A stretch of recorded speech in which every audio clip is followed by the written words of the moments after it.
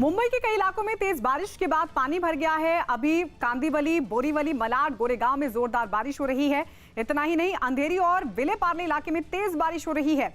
इसकी वजह से कई इलाकों में सड़कों पर पानी भी भर गया है। जिन इलाकों में पानी भरा है उनमें हिंद माता, साइन, सांता क्रूज शामिल हैं।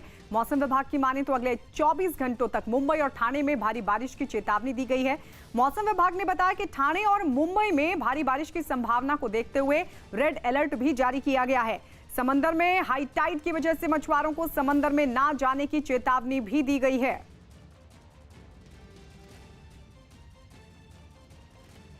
आने वाले 24 घंटे के लिए पूर्वानुमान यह है कि मुंबई, ठाणे, रायगढ़ और रत्नागिरी यहाँ पर बहुत ज़्यादा मूसलाधार बरसात होने की संभावना है। इन चारों जिलों को जो है वो रेड अलर्ट भी दिया गया है। साथ ही कल के लिए मुंबई, ठाणे और उसके आसपास के एरिया के लिए ऑरेंज अलर्ट है, तो वहाँ पर भी मूसलाधार बरसात होने की संभावना है। कोरोना की मार के बीच मुंबई में बारिश ने लोगों की मुश्किलें बढ़ा दी। कई इलाकों में पानी भरने की वजह से लोगों का बाहर निकलना मुश्किल हो गया। भारी बारिश के खतरे को देखते हुए मुंबई में अगले 48 घंटे के लिए चेतावनी भी जारी कर दी गई, जो कोरोना से जूझ रही मुंबई की मुश्किलें बढ़ा सकता है, क्योंकि मुंबई पहले से ही भारी बारिश का सितम झेल रही है, जिसकी एक झलक माटुंगा में देखी गई। तेज लगातार बारिश शुरू होकर अभी तक 1 घंटा भी नहीं हुआ है और यहाँ पर जल जमाव की स्थिति बनना शुरू हो चुका है। भारी बारिश से माटुंगा में सड़कों पर पानी भर गया। जैम की समस्या से भी लोगों को जूझना पड़ा। इसी तरह अंधेरी से सामने आई एक तस्वीर में एक अंडरपास में पानी भरा हुआ दिखा। हादसे के डर को देखते हुए वहां अंडरपास को बंद कर दिया गया। यहाँ पे तस्वीर अगर आपको दिखाऊं तो पुलिस ने बैरिकेडिंग करके अंधेरी सभी की तरफ जाने वाला जो रास्ता है फिलहाल उसे बंद कर दिया है। मुंबई में बादल जमकर बरसे और अनुमान है कि भारी बारिश का ये सिलसिला अगले 48 घंटे तक जारी रह सकता है, जिसके लिए मौसम विभाग की तरफ से चेतावनी भी जारी की गई। दिल्ली के रोहिणी इलाके में आग लगने की वजह से करीब 80 झुग्गियां जलकर राख हो गई। हालांकि आग कैसे लगी इसका अभी तक पता नहीं चल सका है, लेकिन थोड़ी ही देर में ये आग कई झुग्गियों में फैल गई, जिसके बाद झुग्गियों से आग की ऊंची लपटें उठती दिखाई दी, जबकि इलाके में धुआं फैल गया। अचानक भड़की आग की वजह से वहां रहने वाले लोगों को अपना सामान निकालने का भी समय नहीं मिला और सब कुछ जलकर राख हो गया। आग लगने की जानकारी मिलते ही दमकल विभाग की कई गाड़ियां वहां पहुंची और आग बुझाने की कोशिश में जुट गयी। अभी अंडर कंट्रोल हमने दे दिया है, लेकिन अभी इसमें कूलिंग टाइम अभी लगेगा क्योंकि एरिया हमारी तकरीबन 20 गाड़ियाँ इसमें काम कर रही हैं। हालांकि काफी मेहनत के बाद आग बुझा ली गई, लेकिन इस आग में कई झुग्गियां जल गईं। मुंबई में कोरोना मरीजों के इलाज में काम आने वाले प्लाज्मा की कालाबाजारी की खबर सामने आई। महाराष्ट्र सरकार को जानकारी मिली कि मुंबई में बड़े पैमाने पर प्लाज्मा की कालाबाजारी की जा रही है और 10 लाख रुपए प्रति लीटर तक प्लाज्मा बेचा जा रहा है। बताया गया कि प्लाज्मा बेचने के लिए डार्क नेट का इस्तेमाल किया जा रहा है। डार्क नेट वो वेबसाइटें होती हैं जिन तक गूगल या किसी दूसरे सर्च इंजन की मदद से नहीं पहुंचा जा सकता और किसी खास सॉफ्टवेयर या किसी विशेष प्रक्रिया से ही इन वेबसाइटों का पता चल सकता है। बताया गया कि इस तरीके से प्लाज्मा बेचने वालों में कुछ ऐसे लोग भी शामिल हैं जो अभी तक कोरोना की चपेट में नहीं आए, लेकिन उन्होंने फर्जी सर्टिफिकेट बनाकर खुद को कोरोना से ठीक हुआ दिखाया और अपना प्लाज्मा भी लाखों रुपए में बेच दिया। हमारी महाराष्ट्र पुलिस या साइबर सेल इसके ऊपर पूरी नजर रखे हुए हैं कि इस प्रकार जो भी कालाबाजारी का धंधा या इस प्रकार का धंधा डार्क नेट में होता है तो उसके ऊपर कानूनन जो भी कार्रवाई है महाराष्ट्र पुलिस करेगी। पति पत्नी के बीच हुए विवाद को सुलझाने गई पुलिस से गांव वालों की झड़प हो गई। आरोप यह है कि कोर्ट में तलाक की अर्जी देने के बाद भी पति अपनी पत्नी को मायके जाने नहीं दे रहा था, जिसकी शिकायत मिलने के बाद पुलिस लड़की को लाने जब उसके ससुराल पहुंची तो गांव के लोगों ने विरोध शुरू कर दिया। इससे पहले लड़की के ससुराल वालों को समझाने की कोशिश की गई, लेकिन लड़के वाले लड़की देने के लिए तैयार नहीं हुए। इसके बाद पुलिस ने लड़के के भाई को हिरासत में ले लिया और उसे गाड़ी में बैठाकर ले जाने लगी। पुलिस की इस कार्रवाई से गांव वाले भड़क गए और उसकी गाड़ियों को घेरकर हंगामा करना शुरू कर दिया। हंगामा करने वालों में कुछ महिलाएं भी थीं जो पुलिस से भिड़ गईं। इसके बाद हंगामा कर रहे लोगों को रास्ते से हटाने के लिए पुलिस ने डंडे बरसाने शुरू कर दिए। वहीं लड़के वालों ने पुलिस पर ज्यादती का आरोप लगाया। इलीगली तरीके से वो मतलब पुलिस को यहाँ पर भेजा है और झूठ बोल के भेजा है कि हम उसका बहन को बिदागरी नहीं करा रहे हैं। वहीं पुलिस की इतनी कवायद के बाद भी लड़की के ससुराल वालों ने उसे मायके जाने नहीं दिया। यूरोप के देश कोसोवो में रेस्टोरेंटों में जरूरी दूरी बनाए रखने के लिए टेडी बेयर के इस्तेमाल का अनोखा तरीका देखने को मिला। इससे पहले भी कुछ देशों में टेडी बेयर के जरिए सोशल डिस्टेंसिंग की तस्वीरें सामने आ चुकी हैं। जिसका एक और नजारा कोसोवो की राजधानी प्रिस्टीना में भी दिखा। वहां से एक वीडियो सामने आया जिसमें एक रेस्टोरेंट में टेडी बेयर रखे दिखाई दिए। वहां हर कुर्सी के बाद एक टेडी बेयर रखा गया ताकि रेस्टोरेंट भरा हुआ भी लगे और लोग करीब भी ना आ सकें। बताया गया कि जरूरी दूरी बनाए रखने में ये प्रयोग काफी कारगर साबित हुआ। हालात में सुधार आने के बाद वहां रेस्टोरेंट और पार्क जैसी जगहें लोगों के लिए फिर खोल दी गई। हालांकि वहां जाने वालों के लिए कई नियम भी लागू किए गए। भारी बारिश और नेपाल से आए पानी की वजह से उत्तर बिहार में बाढ़ ने खतरनाक रूप ले लिया। राज्य के कई इलाके ऐसे हैं जो पानी से चारों तरफ से घिर चुके हैं, जिनमें दरभंगा जिले का घनश्यामपुर भी है, जहां कमला बलान नदी का पानी रिहायशी इलाकों में घुस जाने से लोगों की मुश्किलें बढ़ गईं। एक इलाके से सामने आई तस्वीरों में दूर दूर तक सिर्फ पानी ही पानी नजर आया, जिसमें कई घर पानी में डूबे दिखाई दिए। वहीं कुछ लोग पानी के बीच ऊंची जगहों पर मदद के इंतजार में खड़े दिखे। एक स्कूल में तो 10 फीट तक पानी भर गया। हालात बिगड़ते देख एनडीआरएफ की टीम ने भी नाव की मदद से प्रभावित इलाकों का दौरा किया और पानी में फंसे कई लोगों को सुरक्षित ठिकानों तक पहुँचाया। कहाँ लोग पानी में फंसे हुए वो सब हम लोग का देखने का पर्पस था, हम लोग उसको देखे हैं। वहीं मधेपुरा के कई इलाकों में कोसी नदी ने खूब कहर बरपाया। वहां से आई तस्वीरों में कई मकान बाढ़ से घिरे दिखे। गांव को आपस में जोड़ने वाली सड़कों का नामो निशान मिट गया। कुछ मकानों के अंदर कमर तक पानी भर गया। हालात बिगड़े तो कुछ लोग सिर पर अपना सामान रखकर गांव छोड़ते दिखे, जबकि कई लोग नाव पर सवार होकर ऊंची जगहों पर जाते नजर आए। स्वतंत्रता दिवस पर प्रधानमंत्री के भाषण के लिए प्रधानमंत्री कार्यालय ने सभी मंत्रालयों से उनके काम की जानकारी मांगी। कोरोना के बीच होने वाला प्रधानमंत्री का 15 अगस्त का भाषण अलग होगा, जिसके लिए अभी से तैयारियां शुरू हो गई हैं और पीएमओ ने सभी मंत्रालयों से कहा है कि वो 500 शब्दों में अपने उन बड़े कामों और फैसलों के बारे में बताएं जिनका सीधा असर लोगों की जिंदगी पर पड़ा। इसके अलावा हर मंत्रालय से उन घोषणाओं की लिस्ट बनाने के लिए कहा गया जिनका ऐलान पिछले 6 साल में प्रधानमंत्री ने लाल किले से किया। साथ ही मंत्रालयों से उन घोषणाओं पर जो काम हुए उसकी जानकारी भी मांगी गई। सभी मंत्रालयों को यह निर्देश भी दिया गया कि वो हिंदी और अंग्रेजी में अपने सुझाव भेजें। फिल्म दिल बेचारा का दूसरा गाना जारी कर दिया गया। सुशांत सिंह राजपूत की फिल्म दिल बेचारा का दूसरा गाना जारी कर दिया गया। ये फिल्म 24 जुलाई को ऑनलाइन रिलीज होगी। हरियाणा के पलवल में एक और कोरोना मरीज की मौत हो गई, जिसके बाद कुछ लोगों पर शव को पास के शमशान घाट में जलाने से रोकने का आरोप लगा। इस हंगामे के बाद वहां पहुंची पुलिस ने लोगों को समझाया और फिर शव का अंतिम संस्कार किया गया। बिहार के राजभवन के 20 कर्मचारी कोरोना पॉजिटिव पाए गए। इसके अलावा बीजेपी प्रदेश अध्यक्ष संजय जायसवाल, उनकी पत्नी और उनकी मां को भी कोरोना हो गया। राज्य में कोरोना के मामले बढ़ने की वजह से देर रात से फिर लॉकडाउन लागू हो जाएगा। बांग्लादेश क्रिकेट बोर्ड ने खिलाड़ियों को अपनी जिम्मेदारी पर निजी अभ्यास शुरू करने की मंजूरी दे दी। इससे पहले बोर्ड ने सुरक्षा की वजह से खिलाड़ियों को स्टेडियम में अभ्यास करने से रोक दिया था। राजस्थान के चूरू में एक आदमी के साथ मारपीट करने का वीडियो वायरल हुआ। बताया गया कि इस युवक को पहले बदमाशों ने अगवा किया और फिर बंधक बनाकर उसे खूब पीटा। जिसके सामने आए वीडियो में एक आदमी पीड़ित के तलवों पर छड़ी मारता नजर आया। वो दर्द से चीखता रहा, लेकिन पीटने वाले ने उसकी एक नहीं सुनी। इसके बाद इस युवक को एक कमरे में ले जाया गया, जहां एक नहीं बल्कि 3 लोग उस पर सवार दिखे। वीडियो के एक हिस्से में तो एक बदमाश ने पीड़ित के पैर पकड़कर ऊपर उठा दिए और दूसरे ने उसके पिछले हिस्से पर डंडों की बौछार कर दी।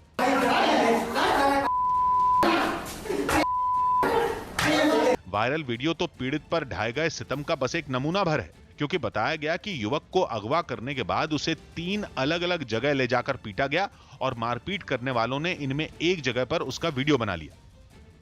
गुजरात के राजकोट और उसके आसपास के इलाकों में भूकंप के झटके महसूस किए गए हैं। रिक्टर पैमाने पर भूकंप की तीव्रता 8.8 मापी गई है। तो ये इस वक्त की अहम खबर। गुजरात के राजकोट में भूकंप के झटके महसूस किए गए। राजकोट और आसपास के जो इलाके हैं वहां पर भूकंप के झटकों को महसूस किया गया और इसकी तीव्रता रिक्टर पैमाने पर 4.8 बताई जा रही है। इस वक्त की अहम खबर गुजरात के राजकोट से, जहां पर भूकंप आया है।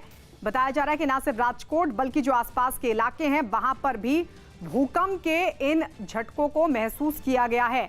तो रिक्टर पैमाने पर भूकंप की तीव्रता 4.8 मापी गई है।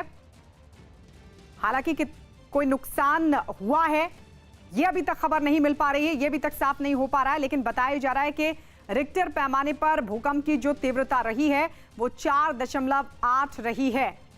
राजकोट और आसपास के इलाके, इन सभी जगहों पर भूकंप के इन झटकों को महसूस किया गया है। तो गुजरात के राजकोट से इस वक्त की अहम खबर, भूकंप आया है राजकोट और आसपास के इलाकों में।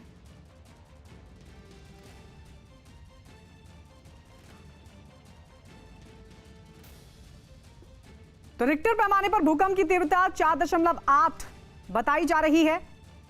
कोई नुकसान हुआ या नहीं ये अभी तक साफ नहीं। और साथ ही आपको बता दें, हिमाचल की ऊना में भी भूकंप के झटकों को महसूस किया गया है। गुजरात के अलावा हिमाचल प्रदेश में भी भूकंप के झटके महसूस किए गए हैं। हालांकि हिमाचल प्रदेश में भूकंप की तीव्रता गुजरात से कम रही है। गुजरात के राजकोट और आसपास के इलाकों में भूकंप के इन झटकों को महसूस किया गया है। और रिक्टर पैमाने पर जो तीव्रता बताई जा रही है वो है 4.8। हालांकि हिमाचल की ऊना में जो तीव्रता बताई जा रही है वो है 2.4। तो हिमाचल प्रदेश के ऊना में भी भूकंप के झटके महसूस किए गए। यानी 2 राज्यों से इस वक्त भूकंप के झटकों की खबर आ रही है। एक तरफ गुजरात के राजकोट और उसके आसपास के इलाकों में भूकंप के झटके महसूस किए गए, तो वहीं हिमाचल प्रदेश के ऊना में भी भूकंप के झटके महसूस किए गए।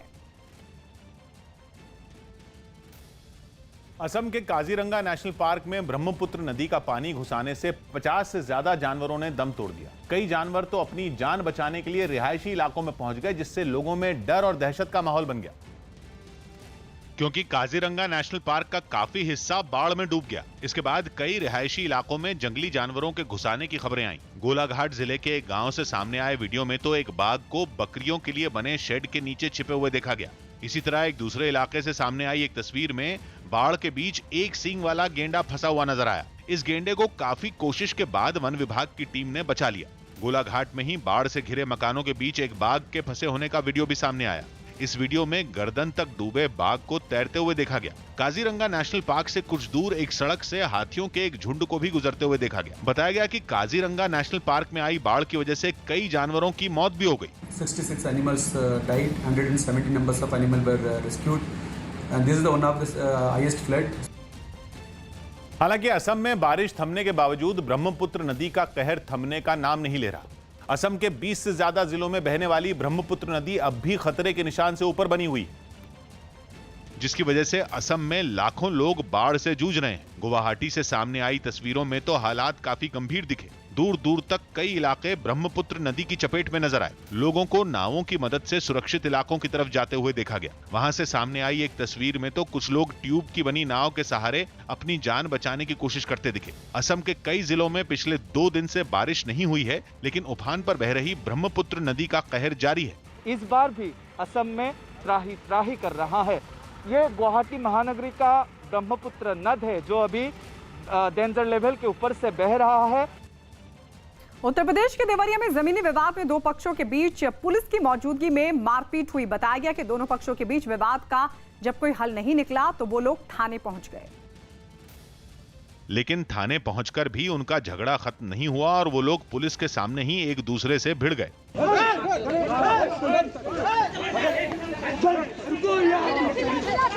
पुलिस वाले उन्हें एक दूसरे से अलग कराने की कोशिश करते दिखाई दिए। हालांकि तब तक उनके बीच जमकर हाथापाई हो चुकी थी। इस लड़ाई में पत्थर भी फेंके गए, जिससे एक आदमी घायल होकर जमीन पर गिर गया। बाद में किसी तरह पुलिस ने इस हंगामे को शांत कराया। झगड़ा हुआ, मारपीट हुई, इसमें दोनों पक्षों को चोटें आई हैं। पुलिस ने दोनों पक्षों के खिलाफ केस दर्ज कर लिया। जम्मू कश्मीर के बारामूला से अगवा बीजेपी पार्षद मिराजुद्दीन सुरक्षित घर लौटा। बताया गया कि मिराजुद्दीन किसी काम से घर से निकले थे, तभी उनका अपहरण कर लिया गया था। इस बात की जानकारी फौरन पुलिस को दी गई थी, जिसके बाद पुलिस और सीआरपीएफ ने मिलकर बीजेपी पार्षद को तलाशने के लिए इलाके में सर्च ऑपरेशन लॉन्च किया। हालांकि देर शाम अगवा करने वालों ने उन्हें छोड़ दिया और वो घर लौट आए। आतंकियों पर मिराजुद्दीन को अगवा करने का शक जताया जा रहा है। कुछ रोज पहले बांदीपुरा में भी आतंकियों ने बीजेपी नेता वसीम बारी की गोली मारकर हत्या कर दी थी।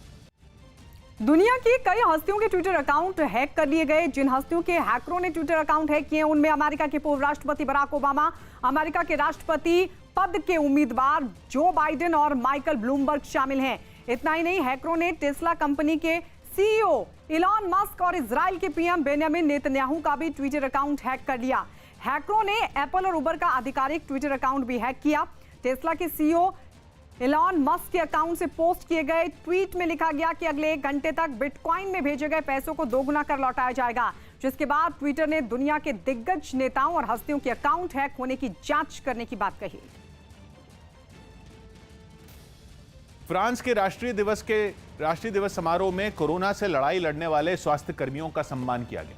फ्रांस में 14 जुलाई को राष्ट्रीय दिवस के तौर पर धूमधाम से मनाया जाता है, लेकिन कोरोना की वजह से इस बार इसे सादे अंदाज में मनाया गया। इस समारोह में डॉक्टरों, नर्सों और पुलिस कर्मियों समेत कई दूसरे लोगों को भी शामिल किया गया। कोरोना से लड़ाई में सबसे आगे रहने वाले इन लोगों को समारोह के दौरान भी पहली कतार में खड़ा किया गया। बाद में राष्ट्रपति इमैनुअल मैक्रोन ने भी इनसे मुलाकात की और उनका शुक्रिया अदा किया। कार्यक्रम के दौरान वहां परेड भी निकाली गई, जिसमें सैनिकों के अलग अलग दलों ने हिस्सा लिया। समारोह के आखिर में विमानों ने फ्लाई पास्ट किया। इन विमानों ने धुएं से फ्रांस के झंडे के रंग बिखेरते हुए उड़ान भरी। हालांकि राष्ट्रीय दिवस के दिन ही सरकार के खिलाफ प्रदर्शन कर रहे स्वास्थ्य कर्मियों की पुलिस के साथ झड़प हो गई। ये स्वास्थ्य कर्मी जरूरी संसाधनों और स्टाफ की कमी के मुद्दे पर प्रदर्शन कर रहे थे, लेकिन वहां तैनात पुलिस ने उन्हें आगे बढ़ने से रोक दिया। गुस्साए कर्मचारियों की पुलिस के साथ धक्का मुक्की शुरू हो गई, जिसके बाद पुलिस ने उनको खदेड़ना शुरू कर दिया। प्रदर्शनकारियों पर आंसू गैस के गोले दागे गए, जिससे वहां भगदड़ मच गई। प्रदर्शन कर रहे कई लोगों को हिरासत में ले लिया गया। पूर्वी लद्दाख में भारत चीन सीमा विवाद पर दोनों देशों के बीच लगातार बातचीत का दौर चल रहा है। पिछली कुछ बैठकों में चीन ने भले ही लचीलापन दिखाया हो, लेकिन वो अभी भी फिंगर एरिया से पूरी तरह से पीछे हटने को तैयार नहीं है। खबर है कि अभी भी चीन फिंगर एरिया में अपनी कुछ मौजूदगी चाह रहा है। हालांकि भारत ने चीन को कड़े शब्दों में संदेश दिया है कि चीन को सभी जगहों से वापस हटना ही होगा। यूपी के कानपुर से अगवा हुए एक लड़के के घर वालों ने पुलिस पर अपहरणकर्ताओं के साथ मिली भगत का आरोप लगाया। जानकारी के मुताबिक बड़ी इलाके में रहने वाले एक लड़के का 22 जून को अपहरण कर लिया गया था, जिसके बाद आरोपियों ने लड़के को छोड़ने के एवज में 30 लाख की फिरौती मांगी। आरोप है कि पुलिस वालों के कहने पर लड़के के घर वालों ने आरोपियों की बताई गई जगह पर पैसों से भरा बैग भी फेंका, लेकिन 100 मीटर दूरी से अपहरणकर्ताओं पर नजर बनाए हुए पुलिस वाले उनको पकड़ने में नाकाम रहे। पैसे देने के बाद भी जब बेटा घर नहीं लौटा तो मां बाप ने पुलिस वालों पर ही आरोपियों से मिली भगत का आरोप लगा दिया। इस घटना के बहाने समाजवादी पार्टी ने यूपी पुलिस की कार्रवाई पर सवाल उठाते हुए योगी सरकार को निशाने पर लिया। गलती किया है डिपार्टमेंट की ओर से, उनके खिलाफ कड़ी सजा मिलेगी और उनके जो विक्टिम है, जो लड़का गायब है, उनको जल्द से जल्दी रिकवर किया जाएगा। राजनाथ सिंह शुक्रवार को लद्दाख के दौरे पर जाएंगे। रक्षा मंत्री राजनाथ सिंह शुक्रवार को लद्दाख और जम्मू कश्मीर के 2 दिन के दौरे पर जाएंगे। लद्दाख में वो LAC का दौरा करेंगे और वहां के मौजूदा हालात पर अधिकारियों से बात करेंगे। दिल्ली में सभी गर्भवती महिलाओं को डिलीवरी के लिए अस्पताल जाने पर कोरोना टेस्ट करवाना जरूरी नहीं होगा। राज्य सरकार ने हाई कोर्ट में यह जवाब दाखिल किया। कोर्ट ने सरकार से पूछा था कि कोरोना के कोई लक्षण न होने पर भी डिलीवरी के लिए गई गर्भवती महिला का टेस्ट करवाना जरूरी है या नहीं। अल्कोहल वाले सैनिटाइजर पर सरकार 18% GST लगा सकती है। GST बढ़ने से सैनिटाइजर के दाम बढ़ने की संभावना है। पश्चिम बंगाल के पुरुलिया में DM ने शहर का दौरा किया और बिना मास्क लगाए घूम रहे एक लड़के को थप्पड़ मार दिया। इतना ही नहीं, DM ने बिना मास्क लगाए घूम रहे उस लड़के से कान पकड़कर उठक बैठक भी लगवाई। बांग्लादेश क्रिकेट टीम के पूर्व कप्तान मशरफ मुर्तजा कोरोना से ठीक हो गए। उन्होंने ट्वीट कर दुआओं के लिए अपने प्रशंसकों को धन्यवाद दिया। मशरफ मुर्तजा 20 जून को कोरोना की चपेट में आने के बाद से घर पर ही अपना इलाज करवा रहे थे। मध्य प्रदेश के मंडला में एक परिवार के 6 लोगों की बेरहमी से हत्या कर दी गई। पुलिस ने दावा किया कि एक ही परिवार के 6 लोगों की हत्या आपसी विवाद में की गई। हत्या की खबर मिलने के बाद गांव के लोगों ने एक आरोपी को पकड़ लिया और फिर उसकी जमकर पिटाई की, जिससे उसकी मौत हो गई। जबकि भाग रहे दूसरे आरोपी को पुलिस ने गिरफ्तार कर लिया। जिन लोगों की हत्या की गई वो सभी एक ही परिवार के लोग हैं, जिनमें बच्चे भी शामिल हैं, जिन्हें 2 सगे भाइयों ने बेरहमी से मारा। लोगों ने आरोप लगाया कि पुलिस वालों को झगड़े की जानकारी दी गई थी, लेकिन चौकी में कोई भी पुलिस वाला मौजूद नहीं था। तो काफ़ी लंबे समय से ये कहासुनी चली आ रही थी। आज इन दोनों भाइयों के मन में जो भी गुजरा हो, ये हथियार लेके अपने घर से निकले हैं कि अपने ही परिवारजनों को, जो बाकी के लोग थे, जो इनके कज़न ब्रदर्स और वो सब लगते थे, उन पर हमला करने के इरादे से निकले हैं। तो पहले जो इनकी दुकान थी वहाँ पे गए, वहाँ पे हमला किया और उसके बाद इनके घर पे आए तो जो लोग मिले उन पर भी हमला किया है। इसमें से अब तक 6 लोगों की मृत्यु की जानकारी अपने को पुष्टि हो रही है। बाकी जो लोग और चोटिल हुए हैं उनको जबलपुर मेडिकल रेफर किया गया। मुंबई के पास भिवंडी में बिना मास्क के घूमने वालों को जुर्माना नहीं भरने पर क्वारंटीन सेंटर में मजदूरी करनी पड़ी। भिवंडी नगर निगम ने बिना मास्क के घर से निकलने वालों से 500 रुपए जुर्माना वसूलने का नियम बनाया, जिसका पालन करवाने के लिए निगम के कर्मचारियों ने बाजार में घूमकर उन लोगों को पकड़ा जो कोरोना के खतरे के बीच बिना चेहरा ढके नजर आए। इन लोगों से नियम के मुताबिक 500 रुपए जुर्माना वसूला गया और जो लोग जुर्माना नहीं भर पाए उन्हें निगम कर्मचारी एम्बुलेंस में बिठाकर अपने साथ ले गए, क्योंकि इन लोगों से क्वारंटीन सेंटर में एक दिन के लिए मजदूरी करवाई जाती है। भिवंडी में कोरोना के करीब 3000 मामले सामने आ चुके हैं, लेकिन फिर भी बहुत सारे लोगों ने मास्क न लगाकर कोरोना को खुला निमंत्रण दिया, जिन्हें सबक सिखाने के लिए नगर निगम ने ये सख्त कदम उठाया। वो अगर बगैर मास्क लगा के घूम रहे तो चलो एक दिन कोविड के हॉस्पिटल में काम करेंगे और काम करके जो उनको पैसे मिलेंगे वो फाइन में काट के उसको जो बचेंगे वो वापस देंगे। अमेरिका के पूर्व राष्ट्रपति बराक ओबामा, इजराइल के पीएम बेंजामिन नेतन्याहू समेत कई हस्तियों के ट्विटर अकाउंट हैक हुए। खबर है कि चीन फिंगर इलाके से पूरी तरह से हटने को राजी नहीं है। सचिन पायलट समर्थक 18 विधायक विधानसभा स्पीकर के नोटिस का आज जवाब दे सकते हैं। चीन से तनाव के बीच तीनों सेनाओं को 300 करोड़ तक की रक्षा खरीद के लिए मंजूरी मिली। यूपी की 47 विधानसभा में बीजेपी आज वर्चुअल रैली करेगी। कानपुर के बिकरू गांव में गैंगस्टर विकास दुबे के घर 2 और 3 जुलाई की रात को हुए कत्लेआम की तस्वीरें सामने आईं। यूपी के मेरठ में पुलिस ने 50,000 के इनामी बदमाश को मार गिराया। बिहार में आज से 30 जुलाई तक पूरी तरह से लॉकडाउन लागू हुआ। दिल्ली में कोरोना मरीजों का रिकवरी रेट बढ़कर 82% के करीब पहुंचा। महाराष्ट्र में कोरोना संकट के बीच 10 लाख रुपए लीटर प्लाज्मा बेचने का पर्दाफाश हुआ। मुंबई में तेज बारिश के बाद कई इलाकों में पानी भरा। एमपी के गुना में किसान दंपति की पिटाई मामले में जिले के कलेक्टर और एसपी को हटाया गया। एमपी के मंडला में आपसी विवाद में 6 लोगों की बेरहमी से हत्या कर दी गई।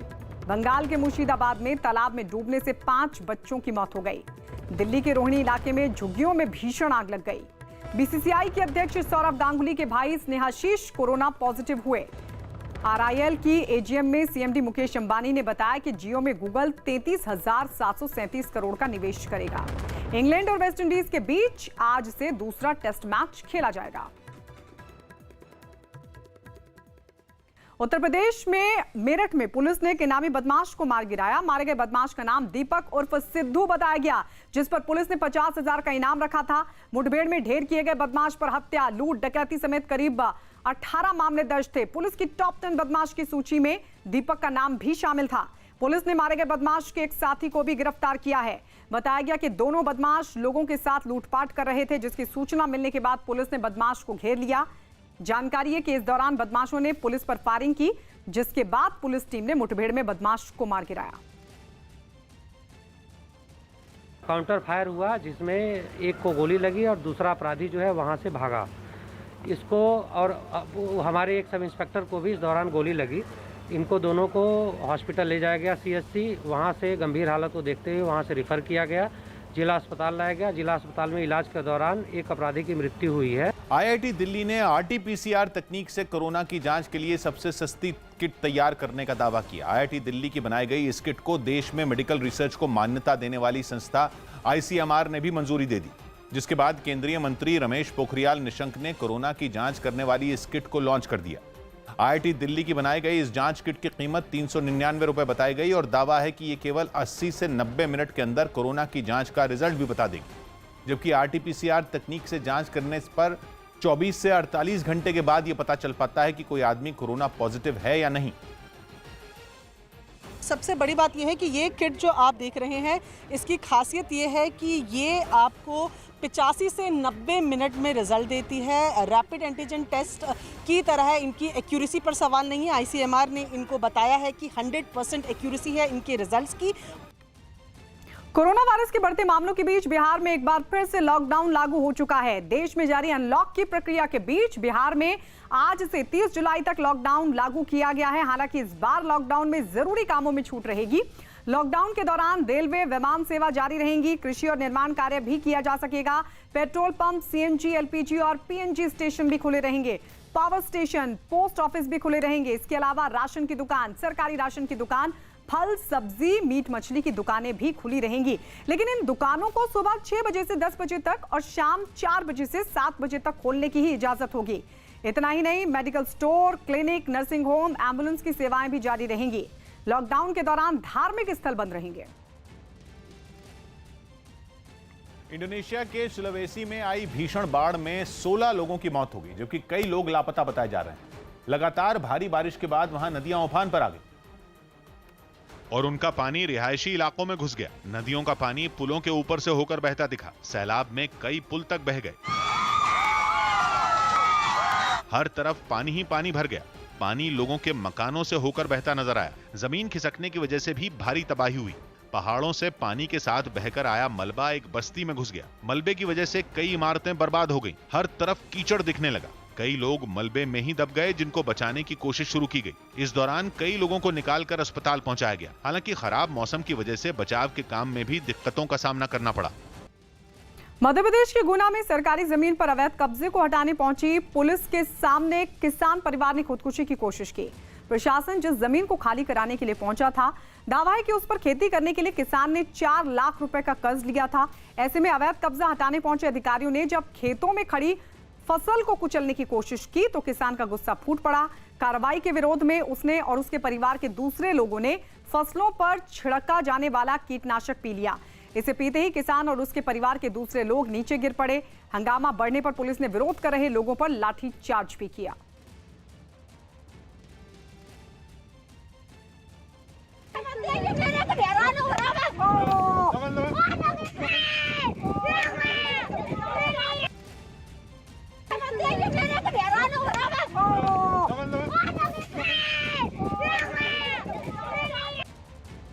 मध्य प्रदेश के गुना में 2 दिन पहले अतिक्रमण हटाने गई पुलिस ने किसान दंपति की लाठियों से पिटाई की, जिसके बाद किसान दंपति ने कीटनाशक पीकर खुदकुशी की कोशिश की। और इस घटना का वीडियो सामने आने के बाद मध्य प्रदेश के मुख्यमंत्री शिवराज सिंह चौहान ने गुना के कलेक्टर और एसपी को हटा दिया। साथ ही इस घटना की उच्च स्तरीय जांच के भी आदेश दिए। सीबीएसई की 10वीं की परीक्षा के नतीजों में लगातार तीसरे साल लड़कियों ने लड़कों से बाजी मार ली। इस बार 18 लाख से ज्यादा छात्रों ने 10वीं की परीक्षा दी थी, जिनमें 91.46% छात्र पास हो गए। लगातार तीसरे साल लड़कियां लड़कों से आगे रहीं। 10वीं की परीक्षा में 93.31% लड़कियां जबकि 90.14% लड़के पास हुए। सीबीएसई के 16 रीजनों में 99.28% रिजल्ट के साथ केरल का तिरुवनंतपुरम रीजन पहले स्थान पर रहा। वहीं इस लिस्ट में दिल्ली ईस्ट रीजन 85.79% नतीजों के साथ 15वें और दिल्ली वेस्ट 85.96% रिजल्ट के साथ 14वें नंबर पर रहा। गुवाहाटी 79.12% नतीजों के साथ सबसे खराब प्रदर्शन करने वाला रीजन रहा। 12वीं के नतीजों की तरह 10वीं के नतीजों की भी सीबीएसई ने मेरिट लिस्ट जारी नहीं की। आईपीएल के मैच दुबई में करवाने की चर्चा हुई। खबर है कि आईपीएल का आयोजन दुबई में करवाने की चर्चा है। शुक्रवार को होने वाली बीसीसीआई की बैठक में इन सभी मुद्दों पर चर्चा होगी, मगर बीसीसीआई इसका ऐलान तभी करेगी जब आईसीसी ऑस्ट्रेलिया में होने वाले T20 विश्व कप को टालने का फैसला सुनाएगी। स्वास्थ्य मंत्रालय ने संसद की स्थायी समिति को बताया कि कोरोना वैक्सीन पर काम जारी है। समिति को यह भी बताया गया कि अब तक के ट्रायल में वैक्सीन के अच्छे नतीजे मिले हैं। गुजरात के जामनगर में कुछ पुलिस वालों पर मास्क नहीं पहनने पर 2 लोगों को बुरी तरह से पीटने का आरोप लगा। मामला सामने आने के बाद आला अधिकारियों ने इसकी जांच के आदेश दिए और 4 पुलिस वालों को सस्पेंड कर दिया।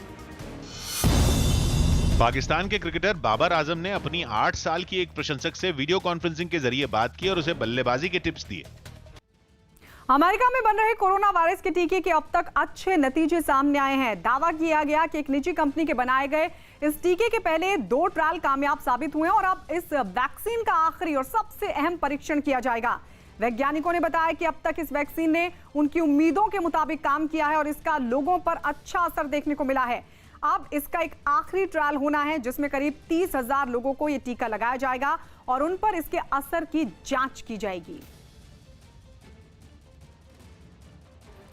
उत्तराखंड के देहरादून में भारी बारिश की वजह से एक मकान ढह गया, जिसके मलबे में दबने से 4 लोगों की मौत हो गई। यह हादसा रात के वक्त हुआ, जिसकी खबर इलाके के लोगों ने तुरंत प्रशासन को दी।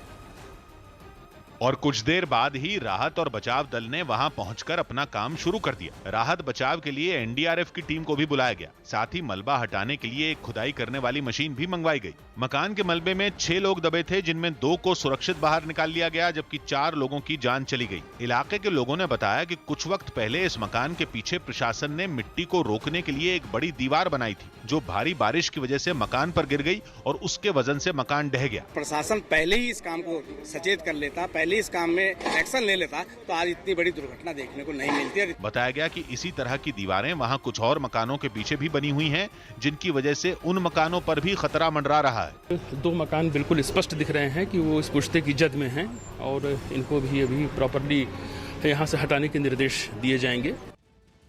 कानपुर कांड में आरोपियों के इस्तेमाल किए गए हथियारों की जांच शुरू कर दी गई है और इसकी जांच के लिए जिले के बड़े अधिकारी शिवली के उस थाने में पहुंचे जिसकी सीमा में 2002 तक विकास दुबे का गांव आता था। थाने में विकास दुबे और उसके साथियों के बने लाइसेंस की भी जांच शुरू कर दी गई, जिसके आधार पर हथियार लिए गए और इसके अलावा विकास दुबे के खिलाफ दर्ज सभी शिकायतों की भी दोबारा से जांच शुरू की गई और सारी फाइलें निकाली जा रही हैं और उन पुलिसकर्मियों के भी डिटेल्स निकाले जा रहे हैं जो उस दौरान यहां तैनात थे। बिहार के बगहा में लॉकडाउन के बीच खाद खरीदने के लिए किसानों में मारामारी हो गई। अनलॉक के दौरान कोरोना वायरस के मामले बढ़ने के बाद पूरे बिहार में 31 जुलाई तक 16 दिनों का लॉकडाउन लगाने का ऐलान किया गया है और बगहा के पश्चिमी चंपारण जिले में तो पहले ही लॉकडाउन लगा है। लेकिन वहां के एक इलाके से जो तस्वीर सामने आई वो लॉकडाउन के मकसद को हराने के लिए काफी दिखी। लॉकडाउन के बावजूद किसान सेवा केंद्र पर खाद खरीदने के लिए लोगों का रेला लगा नजर आया। केंद्र के बाहर लंबी कतारें दिखी। एक कतार में तो किसानों के बीच 2 गज की दूरी तो छोड़िए, 1 उंगली बीच से गुजारने की जगह नजर नहीं आई। लोग एक दूसरे से बिल्कुल चिपक कर खड़े दिखे। उस पर भी कितनों के मुंह पर मास्क तक नहीं लगा था। और एक दूसरी तस्वीर ने तो हैरान ही कर दिया। लाइन में लगा एक किसान अपने आगे लगे दूसरे किसान के साफे से अपना मुंह ढकता नजर आया। में लगा है, 6 बजे से भवन से लगा हुआ है, अभी तक खादर नहीं मिल रहा है। किसान सेवा केंद्र के बाहर का नजारा देखकर लगा ही नहीं कि इलाके में लॉकडाउन लगा है। व्यवस्था जो है एकदम चरमरा गया है। जो भी प्रशासन के व्यक्ति लगे हुए हैं वो भी उस पर पूरा बढ़िया ढंग से ध्यान नहीं दे रहे हैं। उत्तराखंड के उत्तरकाशी में एसडीआरएफ के जवानों ने भागीरथी नदी के किनारे फंसी एक गाय को बचा लिया। बताया गया कि नदी में तेज बहाव की वजह से ये गाय कुछ दिनों से वहां पर फंसी हुई थी। जानकारी मिलने पर एसडीआरएफ की टीम मौके पर पहुंची और गाय को बचा लिया गया। बचाव कर्मियों ने डरी हुई गाय को पहले तो शांत कराया और फिर एक क्रेन से रस्सी बांधकर इस गाय को ऊपर उठाया गया। एलएसी पर चीन के साथ चल रहे तनाव के बीच अब आईटीबीपी के हर जवान को चीनी भाषा की ट्रेनिंग दी जाएगी। जानकारी के मुताबिक 1 से 2 साल तक चलने वाले चीनी भाषा के कोर्स में आईटीबीपी जवानों की संख्या बढ़ाई जाएगी। साथ ही सिलेबस में ऑडियो और वीडियो ट्रेनिंग पर भी खास जोर दिया जाएगा। तो वहीं जवानों को समय समय पर भारत और चीन के बीच हुए समझौतों की भी जानकारी दी जाएगी। इतना ही नहीं, आईटीबीपी जवानों को चीनी भाषा की बेहतर जानकारी देने के लिए जेएनयू और अन्य संस्थानों से मदद लेने पर विचार किया जा रहा है, ताकि सीमा पर तैनात आईटीबीपी के जवान चीन के सैनिकों की बातों को आसानी से समझ सकें। संवाद एक बहुत बड़ा मुद्दा था, जिस वजह से आए दिन भारत चीन सीमा पर सुरक्षा बलों के बीच तकरार का दौर चलता था और नई योजना के मुताबिक न केवल आगाह किया जाएगा बल्कि उन्हें अंतर्राष्ट्रीय कानूनों का भी हवाला दिया जाएगा। भारी बारिश की वजह से हैदराबाद के उस अस्पताल में पानी भर गया जहां कोरोना के मरीजों का इलाज होता है। कई घंटों तक हुई बारिश के बाद अस्पताल तालाब में तब्दील हो गया, जिसमें सभी वार्ड डूब गए। सामने आई एक तस्वीर में वार्ड में पानी भरा हुआ दिखाई दिया, जबकि कोरोना के कई मरीज वहां भर्ती थे। उनके इलाज में इस्तेमाल होने वाला सामान भी पानी में तैरता हुआ दिखाई दिया। बताया गया कि अस्पताल की इमारत 100 साल से भी ज्यादा पुरानी है और ऐसे में किसी भी वक्त वहां बड़ा हादसा हो सकता है। अमेरिका के साउथ डकोटा में एक बार फिर सांड पर काबू पाने का खेल शुरू किया गया। कोरोना की वजह से वहां ऐसे आयोजनों पर रोक थी, लेकिन साउथ डकोटा में दर्शकों की मौजूदगी में यह खेल खेला गया। वहां एक इंडोर स्टेडियम में कुछ खिलाड़ी सांडों को काबू करने की कोशिश करते नजर आए। एक खिलाड़ी काफी देर तक सांड के ऊपर बैठने में कामयाब रहा, हालांकि बाद में सांड ने उसे नीचे गिरा दिया। कुछ यही अंजाम दूसरे खिलाड़ियों का भी हुआ। इस खेल को देखने के लिए वहां करीब 1000 दर्शक भी पहुंचे थे, जिन्हें पूरी जांच के बाद स्टेडियम के अंदर भेजा गया। इस दौरान साफ सफाई और दूसरी चीजों का भी पूरा ध्यान रखा गया। हालांकि अमेरिका में कई खेल प्रतियोगिताएं शुरू की जा चुकी हैं, लेकिन कोरोना के बाद ये पहला मौका है जब स्टेडियम में दर्शकों को आने की मंजूरी दी गई। उत्तर प्रदेश के आगरा में चलती कार में आग लग गई, जिसके बाद ड्राइवर ने कार से कूदकर अपनी जान बचाई। बताया गया कि कार मथुरा की ओर से आ रही थी। अचानक ही उसमें धुआं निकलने लगा, जिसके बाद आग ने पूरी कार को अपनी चपेट में ले लिया। कार से आग की ऊंची ऊंची लपटें निकलने लगी। बताया गया कि कार में शॉर्ट सर्किट की वजह से ये आग लगी।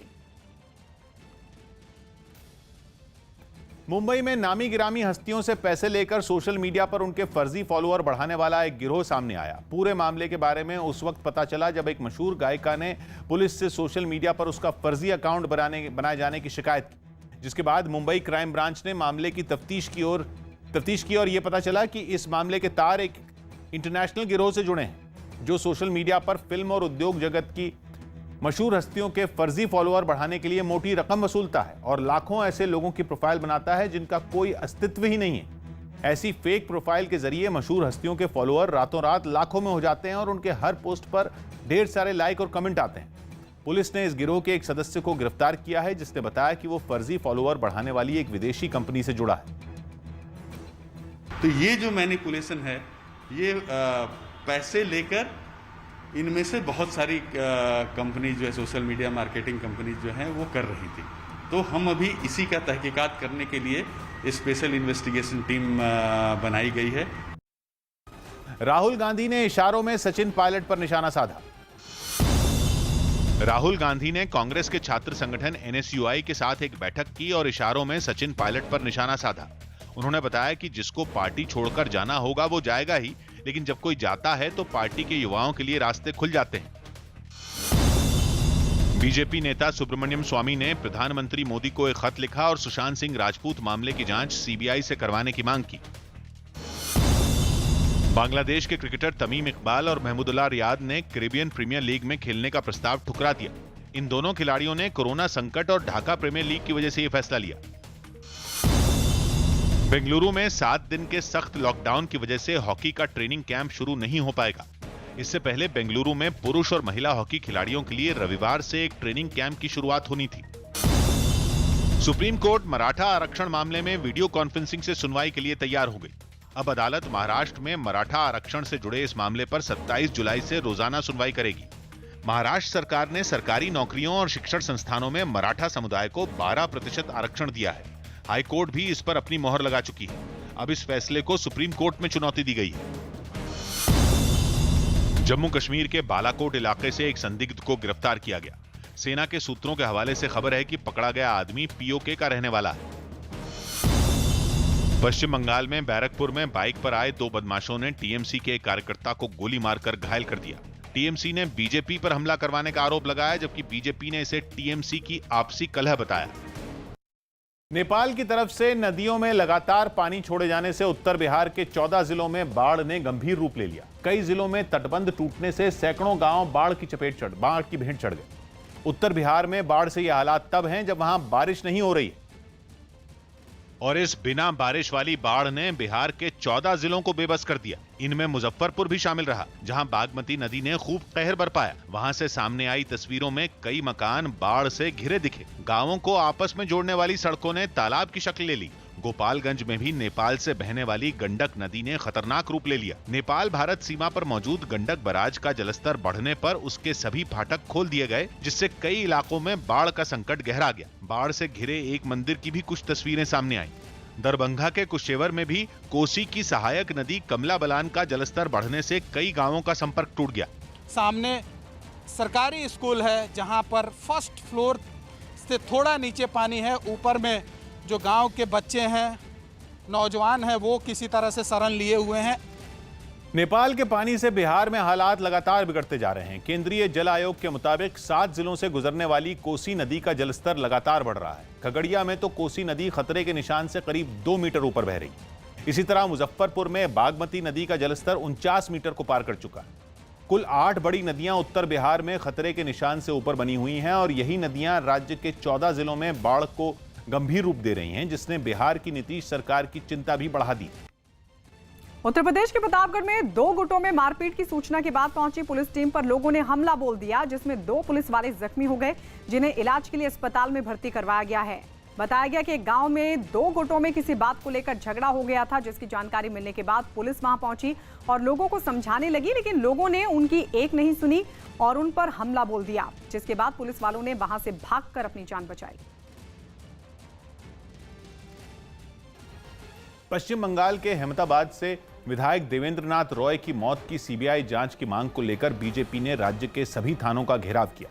बीजेपी ने दावा किया कि राज्य में अब तक 100 से ज्यादा पार्टी कार्यकर्ताओं की हत्या इसी तरीके से हो चुकी है, लेकिन कोलकाता पुलिस किसी को भी इंसाफ नहीं दिला पाई। इसलिए इस मामले की सीबीआई जांच की मांग को लेकर बीजेपी कार्यकर्ता राज्य के सभी थानों के बाहर प्रदर्शन के लिए पहुंच गए, जिसकी एक तस्वीर कोलकाता के पार्क स्ट्रीट थाने से आई। बीजेपी विधायक देवेंद्र नाथ रॉय की मौत को 2 दिन बीत चुके हैं। बीजेपी की तरफ से लगातार विरोध प्रदर्शन किया जा रहा है। विरोध प्रदर्शन करने वालों के हाथों में कुछ पोस्टर नजर आए और कई कार्यकर्ता पार्टी का झंडा लहराते दिखे।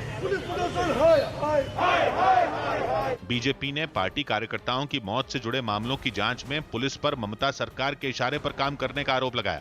यहाँ की पुलिस और यहाँ की सीआईडी आज तक एक भी व्यक्ति को दोषी प्रमाणित नहीं कर पाई। इस बीच सीआईडी ने विधायक की मौत के मामले में मालदा से निलॉय सिन्हा नाम के एक व्यक्ति को गिरफ्तार कर जिला कोर्ट में पेश किया। बताया गया कि इस व्यक्ति का जिक्र विधायक की जेब से मिले सुसाइड नोट में था। बिहार के गोपालगंज में गंडक नदी के उफान पर आने के बाद गांव का शहरों से संपर्क टूट गया। बताया गया कि गंडक नदी पर बना सतरघाट पुल का हिस्सा धंस गया, जिसके बाद कई गांव का संपर्क टूट गया। ये भी बताया गया कि इस पुल का उद्घाटन 17 जून को राज्य के मुख्यमंत्री नीतीश कुमार ने किया था। वाल्मीकि नगर बैराज से लगातार गंडक नदी में पानी छोड़ा जा रहा है और इसकी वजह से ही पुल को नुकसान पहुंचा।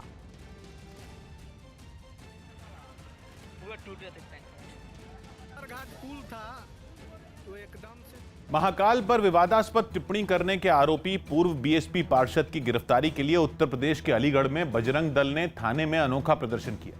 बीएसपी के पूर्व पार्षद सद्दाम हुसैन ने उज्जैन के महाकाल मंदिर को लेकर सोशल मीडिया पर विवादास्पद टिप्पणी की थी, जिस पर नाराजगी जताते हुए बजरंग दल के कई कार्यकर्ता थाने का घेराव करने पहुंच गए। उन्होंने पूर्व बीएसपी पार्षद को गिरफ्तार करने की मांग करते हुए थाने में ही हनुमान चालीसा पढ़ी।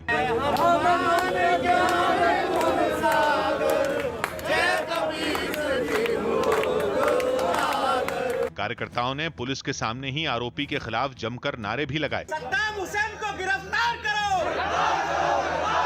हंगामा बढ़ता देख पुलिस प्रदर्शनकारियों को शांत कराने में जुट गई। आप परेशान मत होइएगा। कार्यकर्ताओं ने आरोपी की गिरफ्तारी तक प्रदर्शन करने का भी ऐलान किया।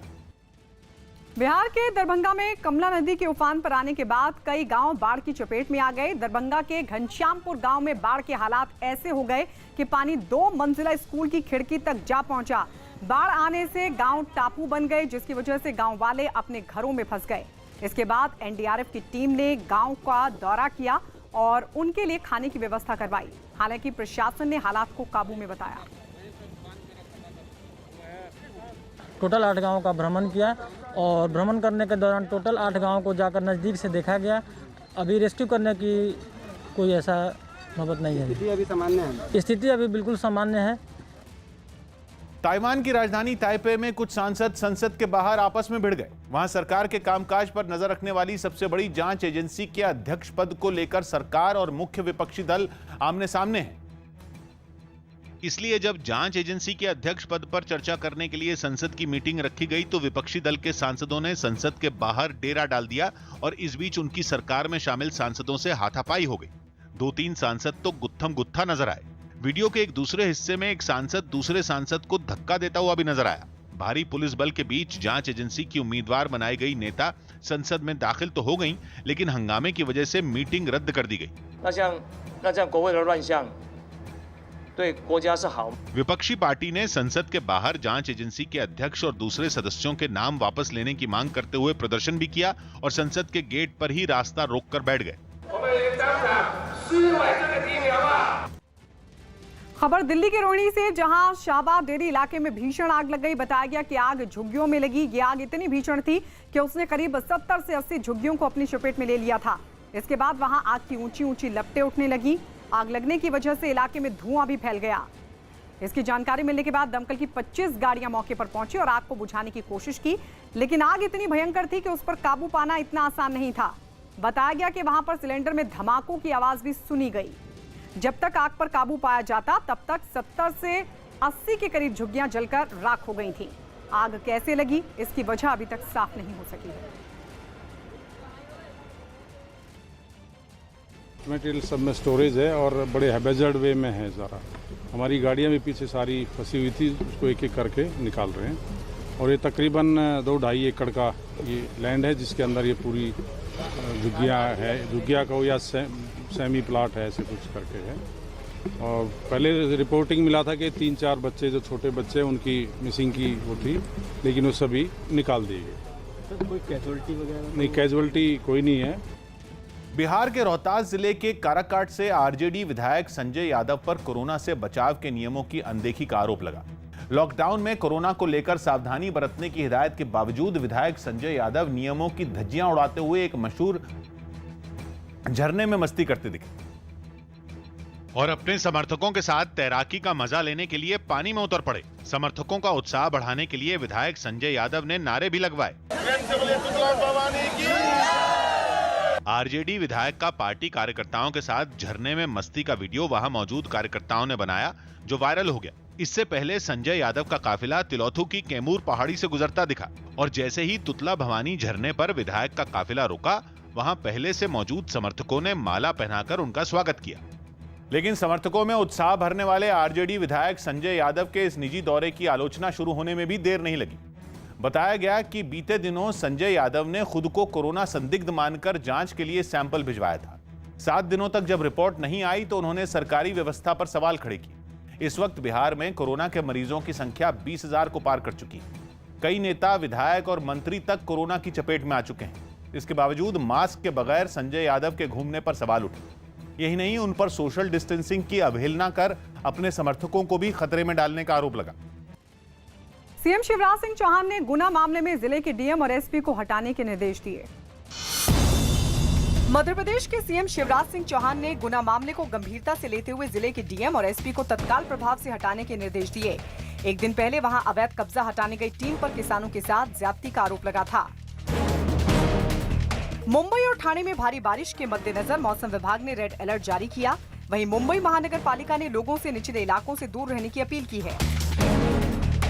उत्तर प्रदेश के प्रतापगढ़ में 2 पक्षों में मारपीट की सूचना पर पहुंचे पुलिस वालों पर लोगों ने हमला कर दिया, जिसमें 2 पुलिस वाले घायल हो गए। उत्तर प्रदेश के अलीगढ़ में अपनी मर्जी से शादी करने के बाद एसएसपी ऑफिस पहुंची एक लड़की के साथ उसकी बुआ ने मारपीट की। भोजपुरी फिल्म के एक्टर खेसारी लाल यादव का गांव में धान की रोपनी करने का एक वीडियो वायरल हो गया। बीजेपी नेता कैलाश विजयवर्गीय ने चुनाव से पहले पश्चिम बंगाल में राष्ट्रपति शासन लगाने की मांग की। वहाँ धारा 356 लगना चाहिए, ये सरकार भंग होना चाहिए, वहाँ राष्ट्रपति शासन लगना चाहिए। भोपाल में सेक्स रैकेट चलाने के आरोपी को श्रीनगर से गिरफ्तार करने के साथ ही पुलिस ने उसके कई ठिकानों पर कार्रवाई की। खबर है कि आरोपी एक उर्दू अखबार का मालिक भी है जो पिछले 8 साल से सेक्स रैकेट चलाता था, जिस पर शिकंजा कसते हुए पुलिस ने उसके कई ठिकानों को ढहा दिया। मशीन की मदद से उन इमारतों को भी तोड़ दिया गया जिन पर आरोपी ने अवैध कब्जा कर रखा था। इस कार्रवाई के दौरान बड़ी संख्या में पुलिस के जवान तैनात दिखे। इससे पहले पुलिस ने आरोपी के एक मकान से लाखों रुपए की विदेशी शराब भी जब्त की। इसके अलावा पोर्नोग्राफी मटेरियल मिला है, काफी सारा सीडीज मिली हैं, पेन ड्राइव्स मिले हैं, बुक्स मिले हैं। खबर है कि पुलिस ने आरोपी के 4 साथियों को भी गिरफ्तार कर लिया। वहीं राज्य सरकार ने इस मामले में सख्त कार्रवाई का भरोसा दिया। प्यारे मियां का ध्यान में आया है, करने वाले जितने लोग हैं सब पर कार्रवाई होगी, कोई भी नहीं बख्शा जाएगा। इस मामले की जांच के लिए एसआईटी यानी स्पेशल इन्वेस्टिगेशन टीम भी बना दी गई है। पश्चिम रेलवे ने कोरोना और बारिश में फैलने वाली बीमारियों से निपटने के लिए मुंबई डिवीजन में अपने सबसे बड़े लोअर परेल कारशेड को सैनिटाइज करने के लिए ड्रोन का इस्तेमाल किया। एक रेलवे कर्मचारी ने ड्रोन उड़ाया और आसमान में उड़ता ड्रोन वहां सैनिटाइजर का छिड़काव करता नजर आया। इस कारशेड में एक्सप्रेस और लोकल ट्रेनों की मरम्मत के लिए बड़ी संख्या में कर्मचारी काम करते हैं और ऐसे में सफाई के लिए वहां जहां कर्मचारी नहीं पहुंच सकते वहां ड्रोन कमाल दिखा सकता है। कांदीवली और विरार कारशेड को भी ड्रोन के जरिए सैनिटाइज करने का प्लान है। कोरोना की मार के बीच मुंबई में बारिश ने लोगों की मुश्किलें बढ़ा दी। कई इलाकों में पानी भरने की वजह से लोगों का बाहर निकलना मुश्किल हो गया। भारी बारिश के खतरे को देखते हुए मुंबई में अगले 48 घंटे के लिए चेतावनी भी जारी कर दी गई, जो कोरोना से जूझ रही मुंबई की मुश्किलें बढ़ा सकता है, क्योंकि मुंबई पहले से ही भारी बारिश का सितम झेल रही है, जिसकी एक झलक माटुंगा में देखी गई। तेज लगातार बारिश शुरू होकर अभी तक 1 घंटा भी नहीं हुआ है और यहाँ पर जल जमाव की स्थिति बनना शुरू हो चुका है। भारी बारिश से माटुंगा में सड़कों पर पानी भर गया। जैम की समस्या से भी लोगों को जूझना पड़ा। इसी तरह अंधेरी से सामने आई एक तस्वीर में एक अंडरपास में पानी भरा हुआ दिखा। हादसे के डर को देखते हुए वहां अंडरपास को बंद कर दिया गया। यहाँ पे तस्वीर अगर आपको दिखाऊं तो पुलिस ने बैरिकेडिंग करके अंधेरी सबवे की तरफ जाने वाला जो रास्ता है फिलहाल उसे बंद कर दिया है। मुंबई में बादल जमकर बरसे और अनुमान है कि भारी बारिश का ये सिलसिला अगले 48 घंटे तक जारी रह सकता है, जिसके लिए मौसम विभाग की तरफ से चेतावनी भी जारी की गई। आंध्र प्रदेश के विशाखापट्टनम में तेज लहरों की वजह से समंदर में एक नाव पलट गई। राहत की बात यह रही कि 5 मछुआरे बाल बाल बच गए। हालांकि एक मछुआरा अभी भी लापता है। बताया गया कि 6 लोग मछली मारने के लिए नाव से समंदर में उतरे। सभी मछुआरे किनारे की तरफ लौट ही रहे थे कि अचानक लहरें तेज हो गई और नाव का संतुलन बिगड़ गया। जब तक मछुआरे संभल पाते, नाव पलट गई। नाव पलटने के बाद 6 में से 5 मछुआरे तो तैरकर किनारे पहुंच गए, लेकिन एक मछुआरा समंदर की तेज लहरों की चपेट में आ गया। लापता मछुआरे की तलाश की जा रही है। पहली बार रिलायंस इंडस्ट्रीज लिमिटेड ने वर्चुअल तरीके से अपनी एनुअल जनरल मीटिंग की। कंपनी की 43वीं एजीएम में चेयरमैन मुकेश अंबानी ने गूगल के साथ जियो की डील से जुड़ा बड़ा ऐलान किया, जिसके मुताबिक जियो प्लेटफॉर्म्स में गूगल करीब 33,000 करोड़ का बड़ा निवेश करेगी। Google to be a strategic partner in Jio Platforms. Today we have signed a binding partnership and an investment agreement with Google.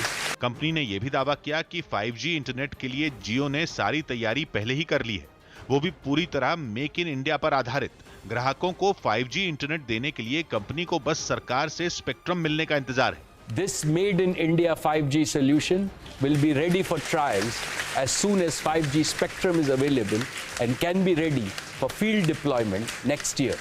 Corona संकट की वजह से रिलायंस की एजीएम इस बार वर्चुअल तरीके से हुई, जिसके लिए जियो मीट का इस्तेमाल किया गया।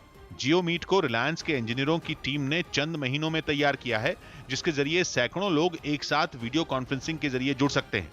लेकिन सबसे अहम बात यह कि चंद महीनों में रिलायंस इंडस्ट्रीज लिमिटेड में 2 लाख करोड़ से ज्यादा का निवेश आया, जो भारत के कॉर्पोरेट जगत के इतिहास में पहली घटना बताई जा रही है। इनमें सबसे बड़ा हिस्सा जियो प्लेटफॉर्म्स में निवेश के जरिए आया।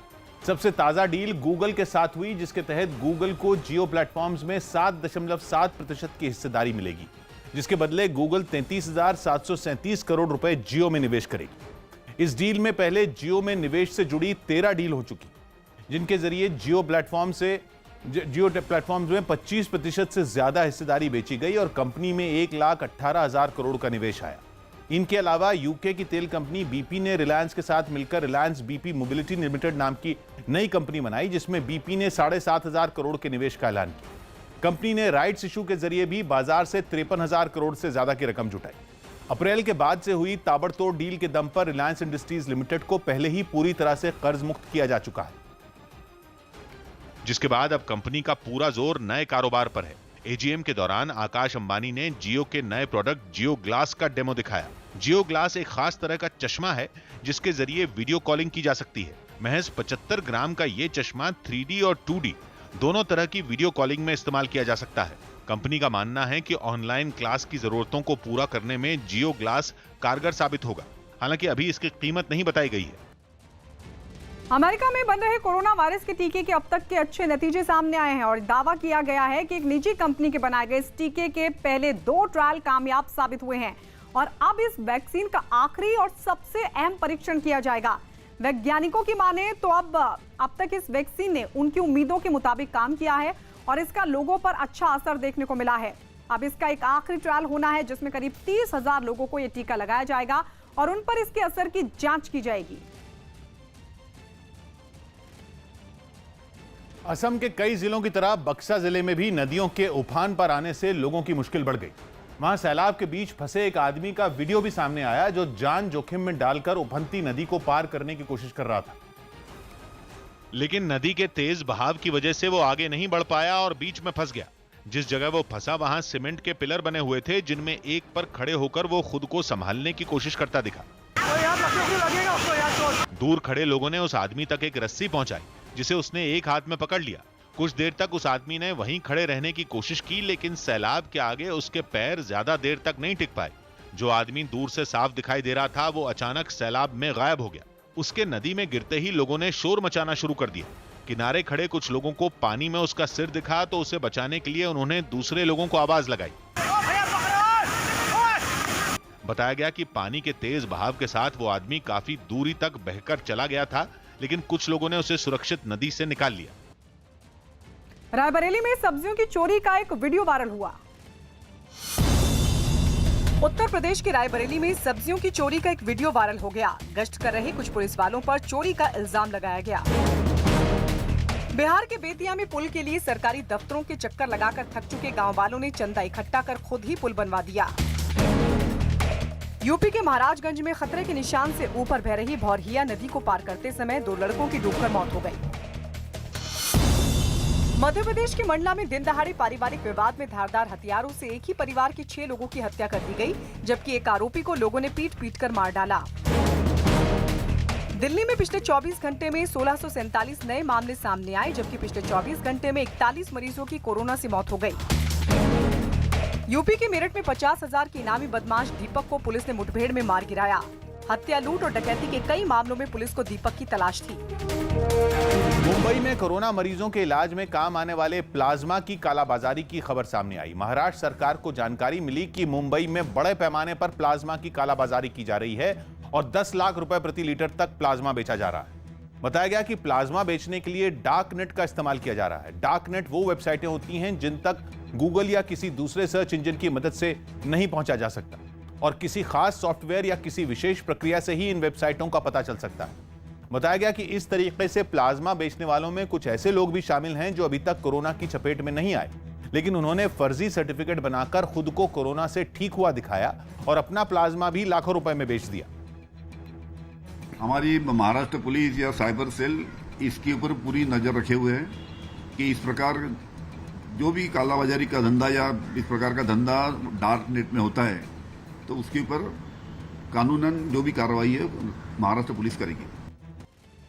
कानपुर कांड में आरोपियों के इस्तेमाल किए गए हथियारों की जांच शुरू कर दी गई और इसकी जांच के लिए जिले के बड़े अधिकारी शिवली के उस थाने में पहुंचे जिसकी सीमा में 2002 तक विकास दुबे का गांव आता था। थाने में विकास दुबे और उसके साथियों के बने लाइसेंस की भी जांच शुरू कर दी गई, जिसके आधार पर हथियार लिए गए। इसके अलावा विकास दुबे के खिलाफ दर्ज सभी शिकायतों की भी दोबारा से जांच शुरू की गई।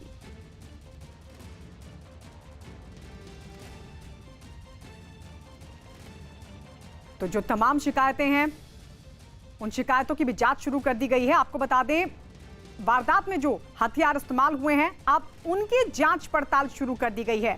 कानपुर कांड के पूरे मामले की जांच की जा रही है और जांच उन हथियारों की भी की जा रही है जिनका वारदात में इस्तेमाल हुआ।